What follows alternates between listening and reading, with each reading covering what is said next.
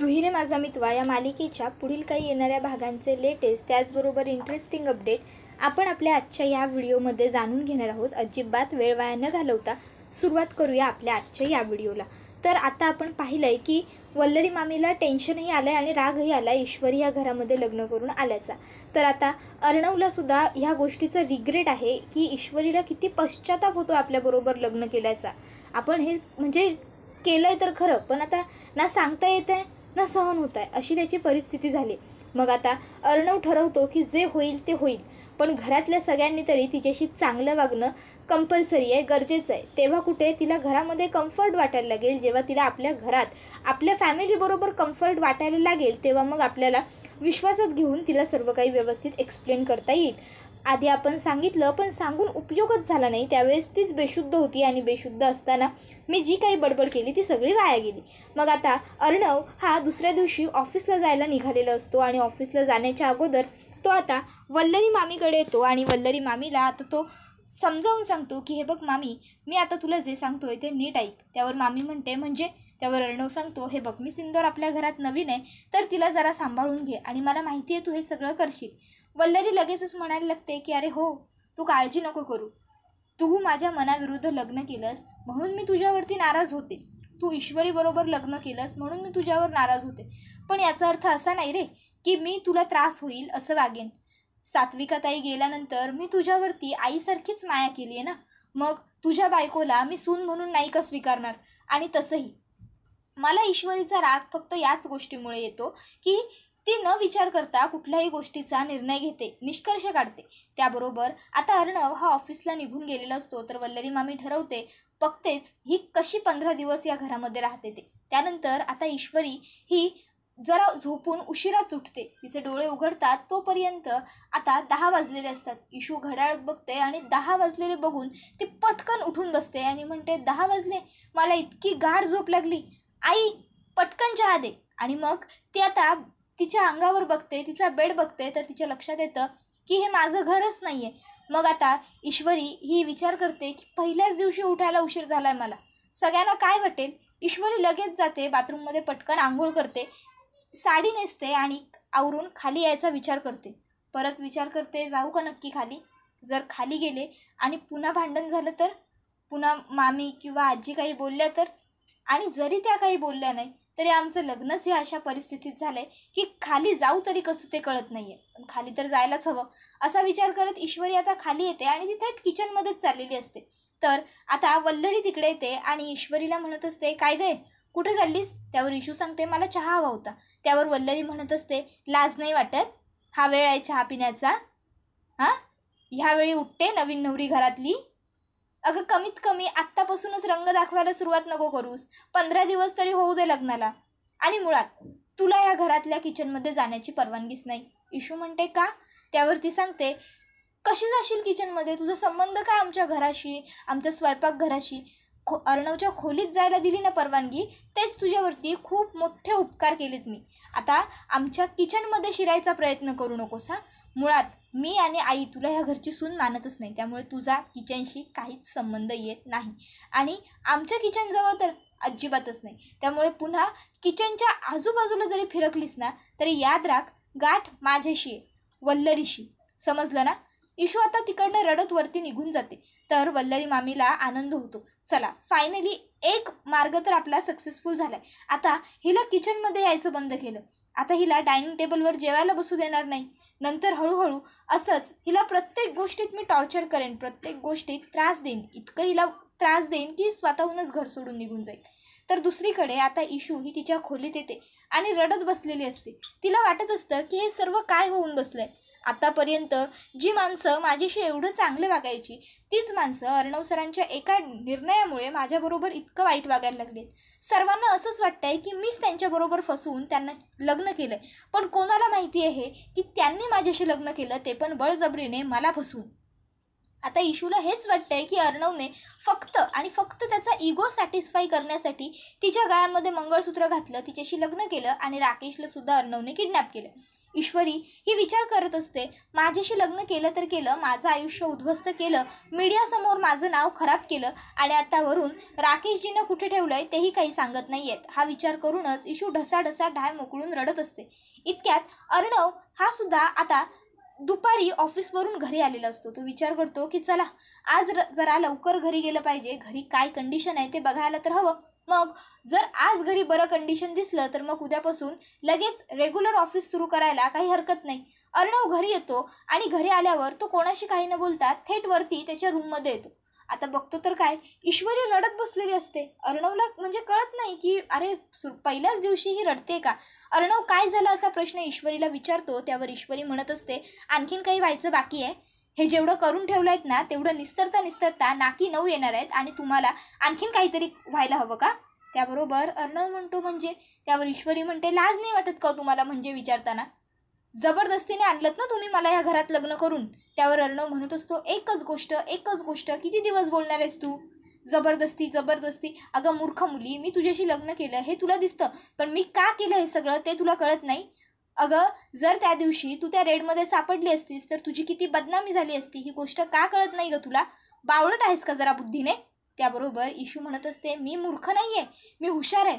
मूर्ख तर मी तेव्हा होते जेव्हा मी तुमच्याबरोबर मैत्री केली, मूर्ख तर मी तेव्हा होते जेव्हा मी तुमच्या आईचं मशीन सुरू करून दिलं. मला वाटलं की तुम्ही सुद्धा माणूस आहात, तुमच्या आईच्या त्या मशीनबरोबर तुमची एवढी अटॅचमेंट बघितली ना तर मला तुमची हळवी बाजू जाणवली, पण नाही, हळवी वगैरे काही नाही, खोटं होतं ते सगळं, दिखावा, ड्रामा. त्याबरोबर अर्णव म्हणत असतो, बास, खूप ऐकून घेतलं, पुरे झालं. माझ्या आईच्या वस्तूंबद्दल आणि माझ्या आईंबद्दल बोलण्याचं तुला काहीच हक्क नाही आहे, त्यामुळे प्लीज तू ओळखत नाहीस ना माझ्या आईला, मग तिच्याबद्दल बोलू नको, गप्प बस. इशू म्हणत असते, मी बोलत पण नव्हते तुमच्याशी. अर्णव आता रागाने खोलीचा दरवाजा धडकन उघडतो आणि लगेच तसाच बंद करतो आणि खाली येतो.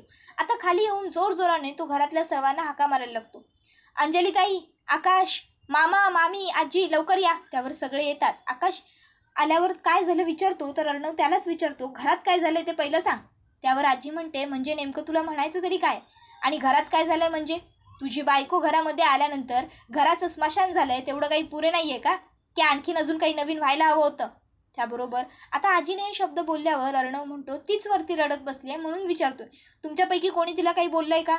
त्यावर आजी म्हणत असते, हे बघ, तुझ्या त्या बायकोचं तोंड बघायची सुद्धा आम्हाला इच्छा नाही, मुळात ती मुलगीच आम्हाला पसंत नाही या घरची सून म्हणून, त्यामुळे आम्ही तिच्याशी काही बोलण्याचा आणि तिला काही बोलण्याचा मुळात संबंध येतच नाही, त्यामुळे उगाचच्या उगाच तू आम्हाला काहीच विचारू नकोस, आम्ही तुला उत्तर द्यायला बांधील नाही. त्याबरोबर आता अर्णव प्रश्न विचारत असतो, आजी चिडत असते. अंजलीताई म्हणत असते, बरं, मी काय म्हणते, ही वेळ मुळात भांडण करण्याची नाहीच आहे, ही वेळ आपण शांतपणे बोलण्याची.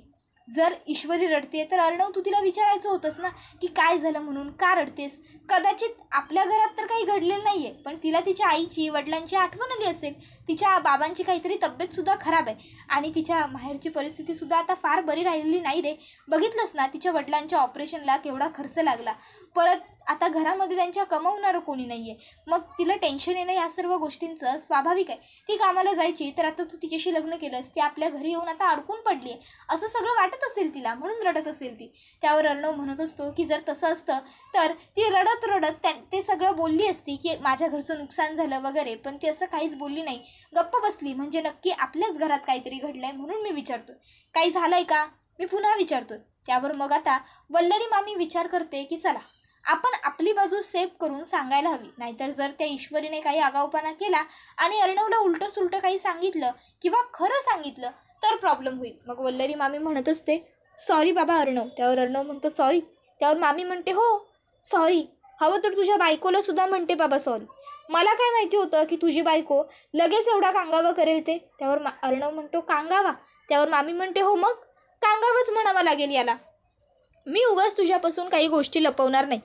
मी मघाशी तुझी बायको जेव्हा स्वयंपाकघरात जात होती ना त्यावेळेस तिला अडवलं. अरे तुझी बायको सकाळी 10 वाजता झोपून उठते, त्यानंतर आवरून खाली चहा प्यायला येते, तर मी तिला एवढं सहज म्हटलं की अगं बाई हा काय चहा पिण्याचा वेळ आहे का, यावेळी कोणी चहा पितं का, यावेळी चहा नको पिऊ, त्रास होईल. आणि त्यानंतर मी म्हटलं की नको जाऊ आता किचनमध्ये, तुला जर काही हवं असेल तर ते नोकरांना सांग, म्हणून मी तिला जाऊ नको म्हटलं. आणि तसंही जोपर्यंत घरामध्ये सत्यनारायण घालून होत नाही तोपर्यंत ती किचनमध्ये कशी जाणार. अर्णव म्हणतो का. त्यावर मामी सांगते, अरे आपल्या घरात तशी पद्धत आहे की जोपर्यंत सत्यनारायणाची पूजा होत नाही आणि नवीन नवरी प्रसाद बनवत नाही ना तोपर्यंत स्वयंपाकघरात जायचं नसतं. त्यावर पुढे मामी सांगते, अंजलीचं सुद्धा असंच केलं होतं. नाही म्हणजे ती या घरची लेक आहे पण ती इथेच राहिली त्यामुळे तिचं आपण आपल्याच घरामध्ये असं केलं. तर आता अंजली म्हणत असते की अगं मामी मला ते सगळं मान्य आहे आणि तुझं बोलण्याचं इंटेन्शन कदाचित वाईट नसेलही, पण ईश्वरीला त्याचं किती वाईट वाटलं बघितलंस ना. आणि अगं तशीही हळवी आहे ती खूप मनाने, आपण बघितलं आहे, आपण तिला आधीपासून ओळखतो, तिचा स्वभाव काय आहे कसा आहे ह्या सर्व बारीक मोठ्या गोष्टी आपल्याला ठाऊक आहेत की नाही. मग तरीसुद्धा तिला त्रास होईल असं आपण स्वतःहून का वागायचं. मला मान्य आहे गं तुझं इंटेन्शन चांगलं होतं पण त्याच्यामुळे तिला त्रास झालाच ना. आणि हल्ली आत्ताच तिच्या घरामध्ये एवढे सगळे कॉम्प्लिकेशन्स होते, त्यात चिंटूने तिच्याशी हे असं लग्न केलं आहे त्यामुळे आधीच ती स्ट्रेसमध्ये, त्यात जर घरात असं तिला थोडंफार जरी कोणी काही दुःख होईल असं बोललं ना तर खरोखर ती खूप अपसेट होऊ शकते गं. त्याबरोबर आता इथे इशू ही मात्र खोलीत रडत बसलेली असते. रडता रडता तिला आता आईची नमुताईची आठवण यायला लागते. तिला आठवतात नमुताईचे शब्द, इशू तू किचनमध्ये गेलीस ना की नुसता पसारा घालून ठेवतेस, तू जाऊ नको बरं तिकडे. तरीही इशू किचनमध्ये जायची, पसारा घालायची, तिला जे हवं ते बनवायची आणि तसाच सगळा राडा ठेवून मागे फिरायची. आणि मग ताईला सांगायची की मी मला जे हवं होतं ते करून घेतलं आहे, आता तू तुझा पसारा आवर, किचन तुझं आहे ना मग तू आवर. आता इशूला आठवतात ते दिवस आणि मग इशू विचार करते की मी नमुताईला तरी फोन करून बोलू का तिच्याशी. आईला नाही करत, आईला केला तर ती टेन्शन घेईल पण नमुताईशी तर बोलूच शकते ना. इशू नमूला कॉल करते आणि तिच्याशी आता बोलत असते. तिला सांगत असते की ताई इथे लग्न करून आले खरी गं पण सगळं विचित्र आहे इथे. नमुताई विचारते म्हणजे. त्यावर इशू सांगत असते की अगं या घरातले कोणच माझ्याबरोबर धड वागत नाही आहेत, धड बोलत नाही आहेत. ताई मी तुझ्याशी जे बोलते ते प्लीज आपल्या घरात कोणाला बोलू नकोस हा, आईशी किंवा बाबांसमोर हे बोलू नको, त्यांनासुद्धा खूप वाईट वाटेल या सर्व गोष्टींचं.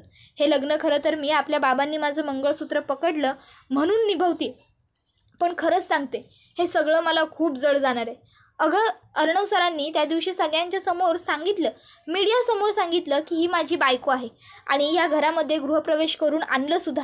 गृहप्रवेश अगदी खूप थाटामाटातही झाला गं माझा. अंजलीताई, मामा, परत आकाश सर हे सगळे तर खूप खुशसुद्धा आहेत, पण वल्लरी मामी आणि आजी ह्या दोघी खूप नाराज आहेत माझ्यावर. वल्लरी मामींचं मी समजून घेऊच शकते गं. वल्लरी मामी कधीच माझ्यावरती खुश नसायच्या, त्या नेहमीच मला घालून पाडून टोमण्यानी बोलतच राहायच्या. पण आता आजीसुद्धा गं, आजींनी तर आम्ही ज्या वेळेस घरात गृहप्रवेश करून आलो आणि अंजलीताई म्हणाल्या की सूनमुख बघून घ्या आजी, नाचून घरात आली आहे, त्यावरती म्हणाली की मला ही मुलगी सून म्हणून मान्यच नाही आहे आणि आजी तिकडनं थेट रागात निघून गेल्या गं. मला खूप वाईट वाटतं आहे ताई या सर्व गोष्टींचं. म्हणजे हे सर्व काय घडून बसलं. काही काळी आमचं दोघींचं रिलेशन किती चांगलं होतं. त्याबरोबर आता नमुताई इशूला समजावून सांगते, हे बघ पहिले तर रडणं थांबव आणि डोळे मीट, मी सांगते ते शांतपणे ऐक, कदाचित तुला माझं म्हणणं पटेल. त्यावर इशू म्हणते काय. नमुताई तिला सांगते डोळे मीट. त्यावर इशू म्हणते ताई अगं काय गं. त्यावर नमू सांगते अगं मीट ना, मी सांगते ना. इशू डोळे मिटते. नमू म्हणत असते हे बघ गेस कर, आत्ता जे घडतंय ते वाईट आहेच, पण कदाचित जर तू त्या हॉटेलमध्ये थांबली असतीस, तिथे पोलीस आले होते आणि तिथे जर काही चुकीचं घडलं असतं तर याच्यापेक्षाही वाईट दृश्य आपल्या डोळ्यांसमोर उभं राहिलं असतं. मग काय केलं असतं त्या परिस्थितीत आपण. त्यापेक्षा तुझं अर्णव सरांबरोबर लग्न झालं. अगं एवढे मोठे बिझनेसमन आहेत बिझनेस आयकॉन आहेत, जर त्यांनी स्वतःहून तुझ्याशी लग्न केलं आणि उलट सगळ्या मीडियाला सांगून टाकलं की ही माझी बायको आहे, तर तुझ्यासाठी तर ही गोष्ट चांगली आहे ना. नाही मला मान्य आहे सुरुवातीला तुला हे सर्व जड जाईल अगं, पण जे झालं आहे त्यामध्ये काही वाईट आहे असं मला नाही वाटत. अर्णव सर माणूस म्हणून खूप चांगले आहेत आणि ही गोष्ट आपण सगळ्यांनी स्वतःच्या डोळ्यांनी बघितलंयस ना तू. आपली आई ज्यावेळेस रस्त्यात हरवली होती त्यावेळेस त्यांना माहीतच नव्हतं की ही आपली आई आहे, तरीसुद्धा मदत करायची म्हणून त्यांनी आपल्या आईला आणून घरपर्यंत पोहोचवलं. त्यांना तर तुझा घरचा पत्तासुद्धा माहीत नव्हता, पण शेवटी आईने त्यांना जो पत्ता दिला त्यांनी त्या पत्त्यावर आईला ड्रॉप केलं की नाही. मग आता ईश्वरी ही ताई मी फोन ठेवते असं म्हणून फोन कट करते, कारण ताई ही अर्णवबद्दल चांगलं बोलत असते, त्याचं कौतुक करत असते आणि हे काही ईश्वरीला ऐकत नसतं. ईश्वरी फोन कट करते आणि आता मनात म्हणायला लागते की मी ताईबरोबर माझं टेन्शन शेअर करायला फोन केला होता, पण ताई तर अर्णव सरांचंच कौतुक करायला लागली. हे सर्व काय घडतंय ना, मला खरंच टेन्शन आलं. पुढे तर या नात्याला काही भविष्य नाहीच आहे, कारण मी अर्णव सरांबरोबर नाही राहू शकत. आम्हा दोघांमध्ये खूप अंतर आहे.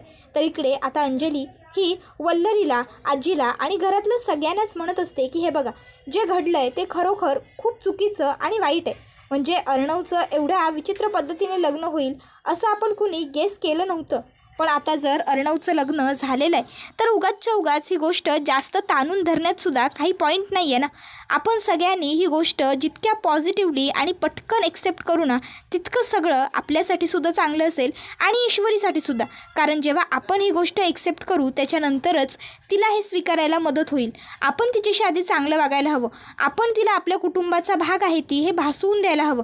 आपल्यातली एकच ती आहे हे तिला ज्यावेळेस पटेल त्याच वेळेस ती आपल्याबरोबर व्यवस्थित मिळून मिसळून राहायला लागेल. आणि ज्यावेळेस ती आपल्यामध्ये मिळून मिसळून राहील तेव्हाच तिच्या मनातली आडी दूर होईल.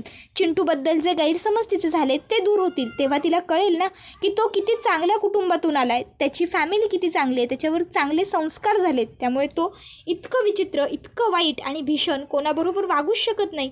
पटतंय ना तुम्हाला सगळ्यांना माझं म्हणणं? हे बघ आजी, अगं ईश्वरीचा विचार करून बघ ना थोडासा.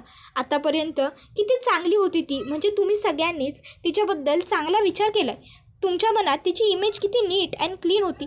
मग आज जर अचानक अर्णवने तिच्याशी लग्न केलं म्हणून जर तुमच्या मनातली तिची इमेज खराब झाली असेल तर यात चूक तिची आहे का तुमची? तुम्ही उलट तिची इमेज खराब करून घेतली, तुमची चुकी आहे ना.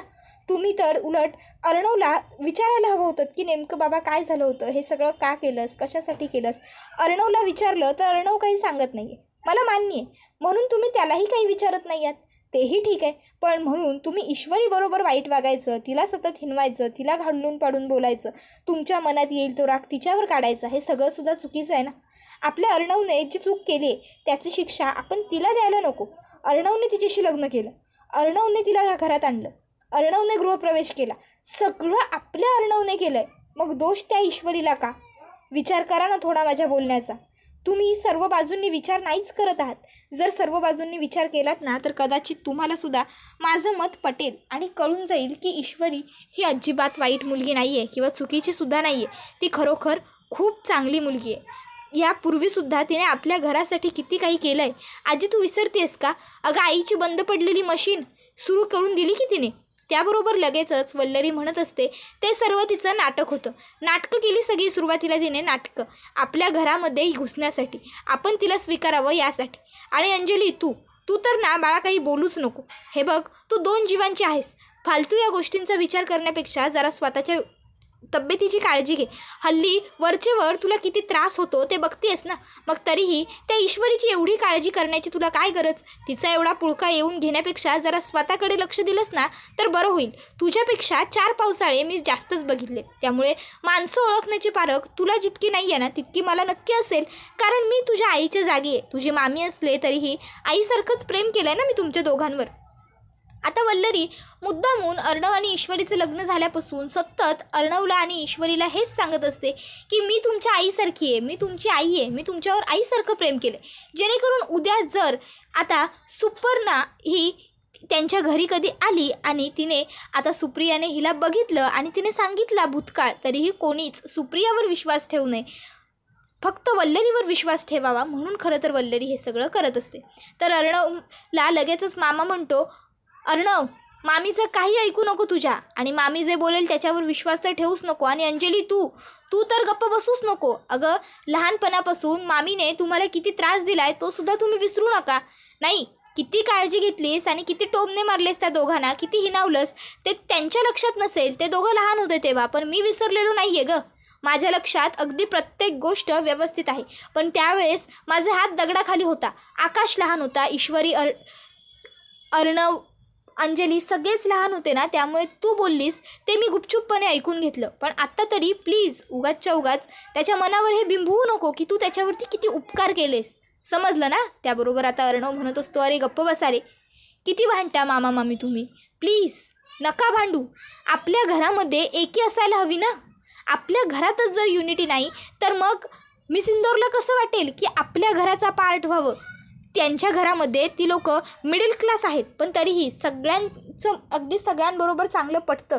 सगळेजण सगळ्यांशी चांगलं वागतात. आणि आपल्या घरात रोज भांडण, सतत भांडण. आणि भांडणं कोणाची? तर फक्त मामा तुझं आणि मामी तुझं.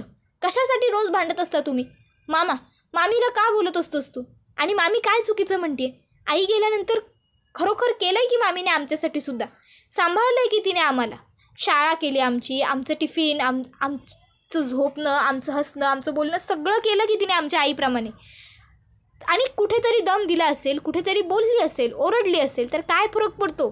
जर आम्ही चुकलो असतो, आम्ही काही हट्टीपणा केला असता, आगाऊपणा केला असता, तर अर्थात आमची आईसुद्धा आम्हाला बोलली असतीच ना. मग जर मामीने लाड केले, मामीने समजून घेतलं, तर मामीने बोलली तर काय फरक पडतो मामा? आता मामा हा अर्णवकडे बघत असतो तर अर्णव डोळे मिटतो आणि मामाला शांतपणे सांगत असतो की जाऊ दे मामा, मामी जे बोलते ते तिला बोलू दे. त्याबरोबर आता मामा म्हणत असतो तुमच्या या शांतपणाचा फायदा घेतला वल्लरीने. त्यावर अर्णव म्हणत असतो जाऊ देत ना मामा, तू गप्प बस. आणि फायदा वगैरे काही घेतलेला नाही आहे मामीने. मामी तू काळजी नको करूस, सगळं व्यवस्थित होईल. आता दिवस तर संपून गेलेला असतो भांडणामध्ये, रडाओरडीमध्ये. दुसऱ्या दिवशी अर्णवला कळतं की त्यांचे जे फॉरेन क्लायंट होते US वरून, ज्यांनी त्यांच्याकडून मोठ्या प्रमाणावर कपडे खरेदी केले होते, ज्यांनी कपड्याचा माल घेतला होता, त्यांच्या मालाचा चांगला खप झाला आणि आता त्यांना पुन्हा यांच्याबरोबर कॉन्ट्रॅक्ट करायचं आहे. त्यामुळे ते आता पुन्हा इंडियामध्ये येणार आहेत. मग आता ते इंडियात आलेले असतात, अर्णवच्या ऑफिसला पण येतात. आता अर्णव ईश्वरीला सुद्धा म्हणतो की तू सुद्धा चल माझ्याबरोबर ऑफिसला. ईश्वरी अर्णवला नको म्हणते, पण अंजली तिला समजावून सांगते की अगं जा, तसंही चिंटूला हे डील तुझ्यामुळेच मिळालं होतं ना, मग तुला ऑफिसला जायला कसली हरकत. मग आता अंजलीने बळनी सांगितलेलं असतं, त्यात आकाश जबरदस्ती करतो, त्यात नम्रताही सांगते की जा ना, काय हरकत आहे, तेवढीच तुझी ओळख होईल. मग ईशू ही ऑफिसला आलेली असते. आता ईश्वरी खूप सुंदर दिसत असते. तिने छान साडी घातलेली असते, त्यात तिने मंगळसूत्र घातलेलं असतं, कपाळावर कुंकू लावलेलं असतं. आता जे क्लायंट आलेले असतात ते ईश्वरीला म्हणत असतात की तुझ्यात खूप बदल झाला आहे, म्हणजे पूर्वीपेक्षा खूप छान दिसतेस, लग्न झालं ना तुझं. त्याबरोबर ईश्वरी सांगत असते हो. तर आता ते तिला विचारत असतात वा छान, कधी केलंस वगैरे. आता कारण ते लोक इन जनरल गप्पा मारत असतात. तर अर्णव हा आता लगेच त्या ठिकाणी आलेला असतो आणि तो सांगत असतो ही माझी बायको ईश्वरी अर्णव राजे शिर्के. त्याबरोबर आता हे ऐकून त्या सगळ्यांनाच बरं वाटतं, कारण ईश्वरीसुद्धा हुशार आहे, त्यात अर्णवसुद्धा इतका चांगला आहे. त्या दोघा जणांनी एकत्र आल्याच्या नंतर नक्कीच त्यांचा बिझनेस चांगला ग्रोअप होईल असं त्यांना वाटतं. आणि ते दोघं जण त्यांना सांगत असतात की तुम्हाला तुमच्या ब्राईट फ्युचरसाठी तर खूप खूप शुभेच्छा. त्याचबरोबर तुमचा बिझनेसही तुमच्या दोघांच्याही बुद्धीने आणखीन जास्त ग्रोअप होईल. तुम्ही दोघं जर एकत्र आहात तर नक्कीच सात्विक फॅशन आणखीन जास्त ग्रोथ करेल. त्याबरोबर आता ईश्वरीला हे सगळं अजिबात आवडत नसतं, तिला राग येत असतो, कारण तिला ही गोष्टच आवडत नाही की अर्णव तिथे येऊन सगळ्यांना सांगतो की ही माझी बायको आहे. पण आता तिच्यासमोर गप्प राहण्यावाचून दुसरा पर्याय नसतो, कारण जे समोरून क्लायंट आलेले असतात ते कौतुक करत असतात, त्यांना ही गोष्ट आवडत असते. आणि तिला जरी ही गोष्ट आवडत नसली तरीसुद्धा तिला बाहेर तमाशा करायचा नसतो. तर अर्णव हा ईश्वरीकडे बघत असतो, त्याच्या मनात सुद्धा हे टेन्शन असतं की जर ही पटकन यांच्यासमोर काही बोलली तर मात्र सगळ्या गोष्टीचा सत्यानाश होईल. पण लकीली ईश्वरी काहीच बोलत नाही किंवा काहीच गोंधळ घालत नाही, सगळं अगदी स्मूथली पार पडत असतं. त्याबरोबर हा व्हिडिओ इथेच संपतो. व्हिडिओ आवडला तर व्हिडिओला लाईक करा, चॅनलवर नवीन असाल तर चॅनलला सबस्क्राईब करा आणि बेल आयकॉन आठवणीने प्रेस करा, जेणेकरून तुम्हाला पुढच्या प्रत्येक व्हिडिओचं नोटिफिकेशन मिळत जाईल आणि सर्व व्हिडिओंचा उत्तम पद्धतीने आनंद घेता येईल. आजच्या पुरतं इथंच थांबूया. पुढचा व्हिडिओ येईपर्यंत धन्यवाद.